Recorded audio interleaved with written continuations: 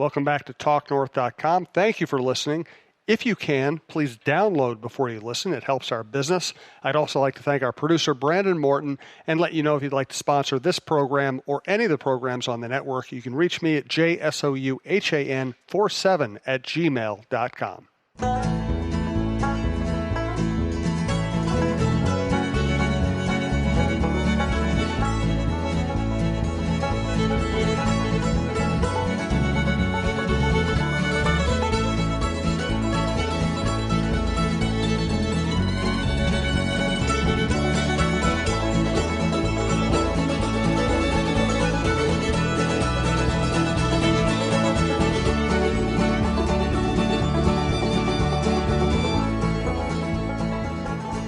All right.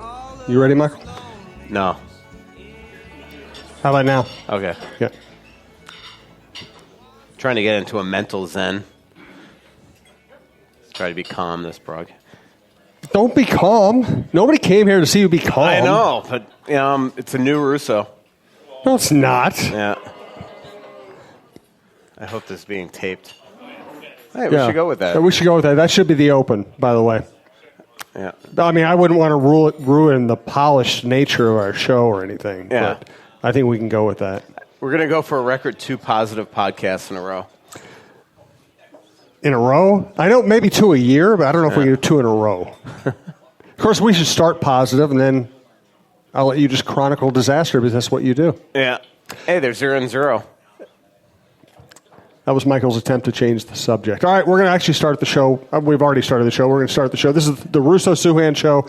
This is our hockey show on TalkNorth.com. We are live again at Tin Shed in Savage. Tin Shed MN is the website. Check out all their deals. You can print out coupons right off their website. You can see Michael Russo's shining face right on their website. It is easy to find. If you make it anywhere close to Savage, just GPS it.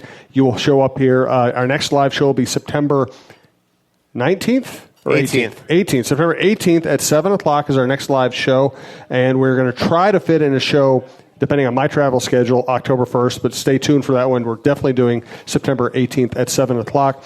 Thanks to all of our sponsors, Tin Shed, FixologyRepair.com, Twill in the Edina Galleria, Tony Hoagland, your State Farm agent, and BiteSquad.com. Let's get to an email.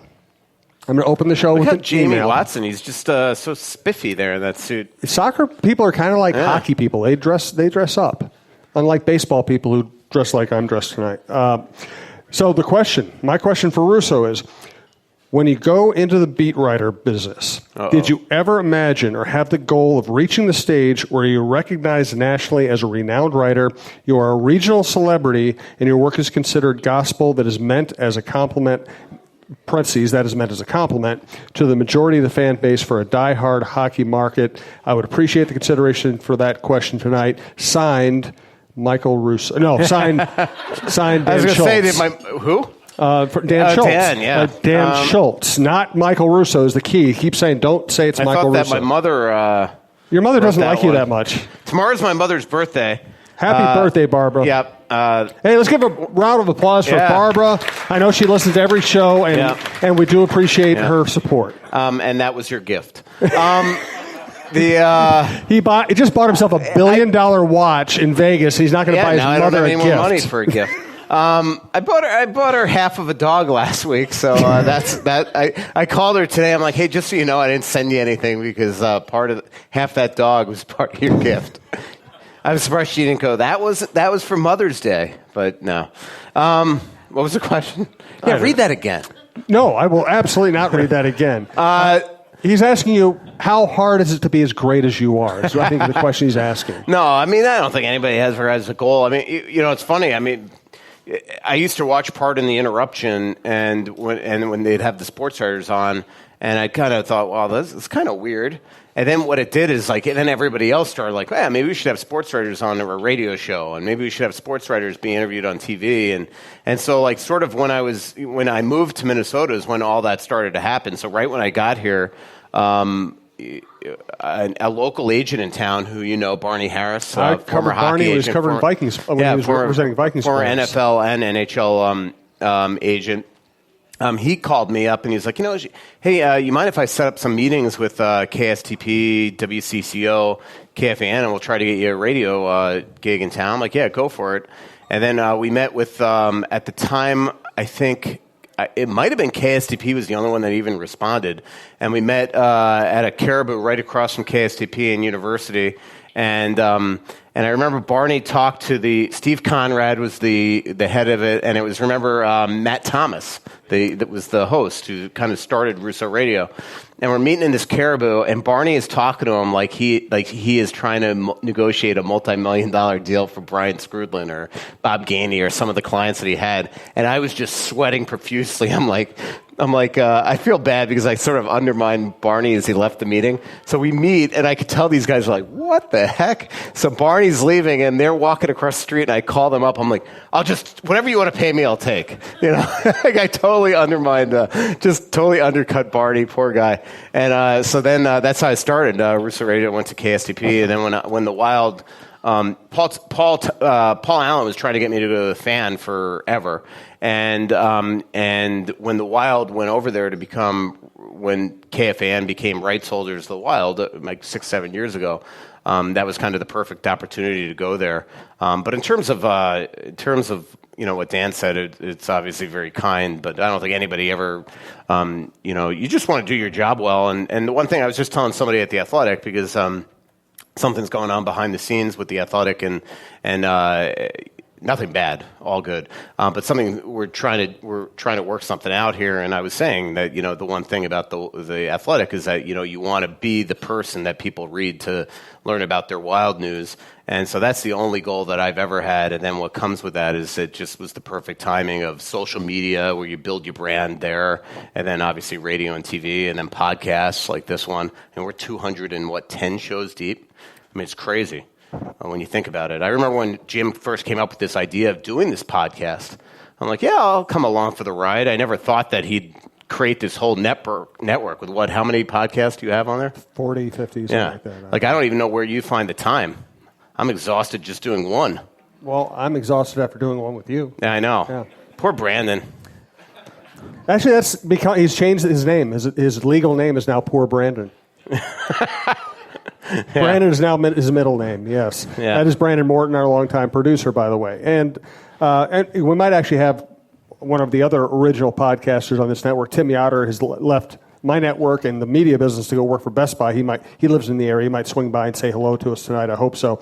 But the reason I started this is I wanted to be able to do shows with just people I really liked and respected, and no BS and no new manager coming in and telling you, well, you have to talk like this, or, oh, you have to yell more. I wanted to do just honest, real shows, and the fact that you and I naturally hate each other has made it just very easy for us to do this show.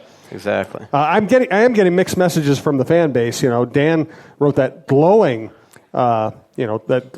note to Michael that Michael dictated earlier in the day. But then we have Bert, our regular, didn't show up tonight because he was working out. That is the worst excuse for missing a podcast seriously. I have ever heard. Yeah, that's insane. Couldn't work out an hour ago? Plus, you walk from the parking lot to your seat. That's cardio. Lifting the beer is resistance training. And then laughing at Russo is ab work. He could have gotten it all here. He blew it. And also, our two other favorite regulars, Vicky and Clyde, went to Russia. They're going to bring home Kaprasov. They're scouting for us, so that's a little different. They're going to bring home Kaprasov. It's really weird to do a show without Vicky here, because Vicky is like the linchpin for the whole show. If anybody could get Kaprasov to come over, it'd be probably Vicky. I think she's on a mission. Yeah. I think she's being paid by somebody. I guess I should get to a hockey topic before we waste the whole show here. Let's talk about the Fiala deal. Yeah, every time one of these things are settled at the end, you're like, what took so long? This was supposed to be the price all summer long, and finally he just took it. I don't know. I think he did come to his senses where he realized, I don't want to miss training camp, and put himself behind the eight ball by fighting over a couple $100,000 here or there. There was just a certain amount of money that you were going to give. There's a marketplace set for this type of player, and this was it. So the Wild probably came up $100,000 or $200,000. I'm sure he came down. I think originally he was looking for 2 years at $3.7, and the Wild, they're like, no way. And so now he's here. So the thing is, it's interesting, is because he needs a work visa, he can't even get on a plane and come here until that work visa is done. It's not done yet. So my guess is that we're talking later in the weekend or early next week that he gets on the ice for the first time with the rest of his teammates. Drew Stafford is here on a PTO, so he will be at a minimum a placeholder on that line with Zucker and Stahl to start training camp, I would assume. And this is now an opportunity for Drew to at least show in the first couple days of practice and maybe in some of the exhibition games that he still has game. And we'll see if he does that. And then a couple other things I'll be interested to see in camp is Mikko Koivu. I think that he's going to start off on the third or fourth line in practice to start camp. I cannot imagine that he'll be allowed to scrimmage on Saturday. He might not even be allowed to scrimmage early next week. My guess is that we won't see him in the first 3 or 4 exhibition games. And then later in camp, they'll give him a chance to really go out there and play some of those exhibition games, similar to the way that Ryan Suter came back from his injury last year. And then the other thing that I'm interested to see is I've been trying to put my finger on this, is I did a State Fair show with Bruce Boudreau last week, and he kind of insinuated that he might change a couple things. And I asked him, does that mean Luke Cunnin might not be in center? And he basically he went into this whole shtick about how I read his mind. So clearly, Luke Cunnin is going to start camp at right wing. So the question is, who's going to center? And it just, I'll be interested to see Friday who that is. My gut says it's going to be that he's going to be moving one of these left shot wingers to center that we've never seen play center before. So I don't think it'll be Fiala, but it could very well be Ryan Donato. And if Donato's at center, that would be with Parisi and Zuccarello. And what it would allow him to do is now suddenly he would have a right shot, right wing in the top 9, and you could have a third line that potentially is Greenway, Koivu, and Cunnin. And then if I'm right about that, because we know that Fiala and Zuccarello are up there, to me, process of elimination, if it's not Donato or Greenway, it's got to be one of those two. So, but it just I have a feeling it's not Greenway. I just think that he wants Greenway playing a power role as a winger to start the season. So if that's the case, process of elimination is that we could have a really interesting story early in camp that Donato is going back to a position that he played, back in college. So we'll see that. We'll do Twitter questions and live questions later. If you do have a live question, just come up and Brandon will hand you the mic, and we will get to you. I do want to thank our primary sponsor and our long-running sponsor, Twill in the Edina Galleria. I was there the other day. I bought some new boots from Trask, and got this shirt there, got this hat there, and I walked in the other day, and they have about 8 different brands that I'd never seen before that just look awesome for summer and fall wear. They're transitioning over to fall right now. Their stuff is just so comfortable. You could play golf in this shirt. So check out twillmn.com. Stop by the shop. Scott Dayton's staff is really low-key, really friendly. I've gotten to know them all. They're just nice people. Twill in the Edina Galleria. I'm here with my wife, Stacy. We went to Twill in the Edina Galleria the other day. We saw Scott Dayton, and I bought the nicest sport jacket I've ever owned, the most comfortable pants I've ever owned. They're Brax. A nice pair of loafers that I can wear to the ballpark. I think they're called Tracks. And I bought a bunch of Stenstrom short-sleeve shirts to go with my Stenstrom nice dress shirts. And, I used to wear just disposable clothes. Now when I buy something, I buy it at Twill. I know it's going to last me the rest of my life, and it's going to be comfortable. And on top of that, it's not just the best stuff you've ever had, but it's really everyday things that you can wear, and that will fit all occasions. Yeah, I've worn the Stenstrom short-sleeve shirts every day this week. When I dress up or even just want to look nice at a game or a Lynx game or something, I wear the Stenstrom dress shirts. But really, the Brax pants are the most comfortable I've ever worn. They are more comfortable than jeans. I never thought I'd have anything more comfortable than a broken-in pair of jeans. And he keeps saying that, Scott, so thank you very much. Twill in the Edina Galleria, twillmn.com, Twill on Instagram.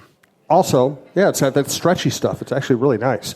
Also, go to tinshedmn.com and go to the deals tab, and they not only have all their specials, 2-for-1 happy hours, $5 happy hour drinks, $5 happy hour drinks, $5 happy hour appetizers, 2-for-1 all day, every day. They also have coupons for a free 16-ounce beer, 10% off online orders, 2 for $15 online pizza deal. There are a lot of ways you can save money by coming to Tin Shed or ordering online from Tin Shed, and we appreciate them hosting the show. Any other newsy tidbits you've picked up lately? Not really. The interesting thing was the broadcasting thing. That's I've been sitting on for about 2 months, and it's because they finally 2 days ago worked